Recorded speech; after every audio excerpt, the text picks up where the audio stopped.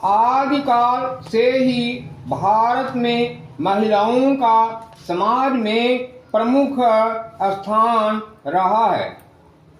नारी पूजा का भाव, विचार और विश्वास भारतीय मानस में बसा हुआ है। शतपथ ब्राह्मण में उल्लेख है कि श्री राम के गुरु वशिष्ठ के गुरुकुल में संगीत शिक्षण उनकी विदुषी पत्नी अरुंधति ही करती थीं। ऋग्वेद में भी गार्गी, मैत्रेयी, घोषा, अपाला, लोपामुद्रा जैसी अनेक ऋषिकाओं का उल्लेख मिलता है। दुख का विषय है कि स्त्री शिक्षा की इतनी गौरवपूर्ण और स्वर्णिम परिपाटी परवर्ती काल में, खासतौर से मध्य युग में आक्रांताओं के शासनकाल और उसके बाद फिरंगियों की गुलामी के दौरान छिन्न भिन्न होती चली गई। आजादी के संघर्ष के दौरान और आजादी के बाद महिलाओं का समाज में पुनः कुछ सम्मान बढ़ा, लेकिन उनकी प्रगति की गति दशकों तक धीमी रही। गरीबी और निरक्षरता महिलाओं के सशक्तिकरण में गंभीर बाधा रही है। महात्मा गांधी ने 23 दिसंबर 1936 को अखिल भारतीय महिला सम्मेलन में कहा था, इन्वर्टेड, जब महिला, जिसे हम अबला कहते हैं, सबला बन जाएगी तो वे सभी जो असहाय हैं शक्तिशाली बन जाएंगे। Inverted close.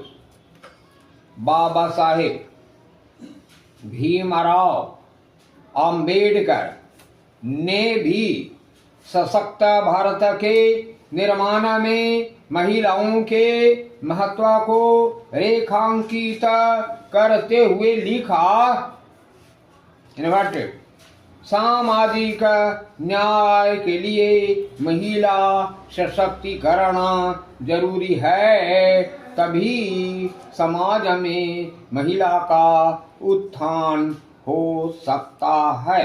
Inverted close. महिलाओं के उत्थान से ही स्वतंत्रता, समानता और बंधुत्व के लोकतांत्रिक विचारों के साथ समाज का पुनर्निर्माण संभव है। पैरा। अंतर्राष्ट्रीय महिला दिवस का उद्देश्य महिलाओं को सामाजिक, आर्थिक और राजनीतिक समानता दिलाने के लिए प्रोत्साहित करना है।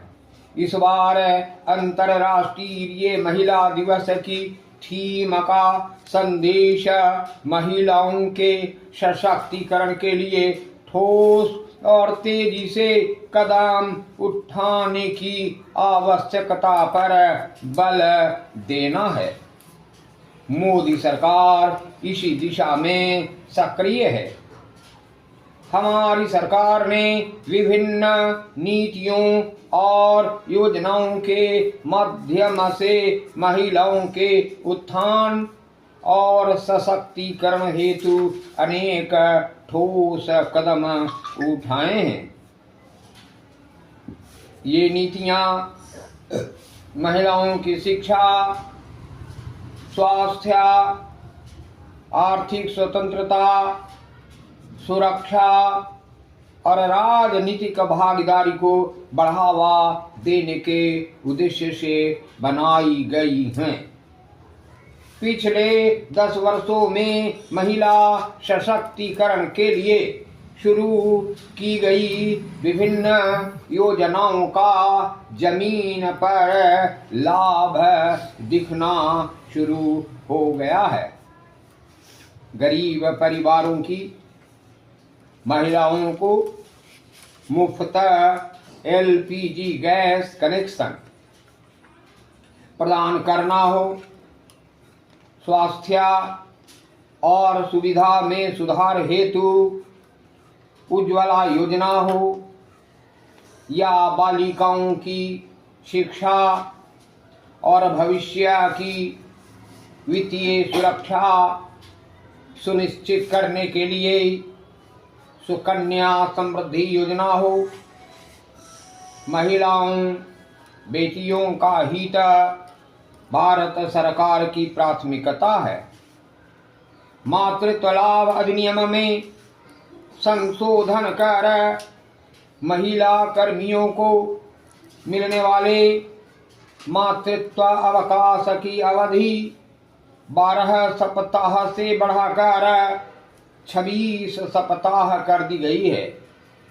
मोदी सरकार द्वारा छोटे व्यवसायियों की मदद के लिए शुरू की गई मुद्रा लोन योजना में महिलाओं की भागीदारी 69% है। पैरा महिलाओं को आत्मनिर्भर बनाने की दिशा में 3 करोड़ महिलाओं को लखपति दीदी बनाने का लक्ष्य है। इसके अलावा स्टैंड अप इंडिया के तहत खास तौर पर अनुसूचित जाति, अनुसूचित जनजाति और पिछड़े वर्ग की महिलाओं को ऋण दिया जाता है, जिसके तहत अब तक 50,000 करोड़ रुपये से अधिक के ऋण स्वीकृत किए जा चुके हैं।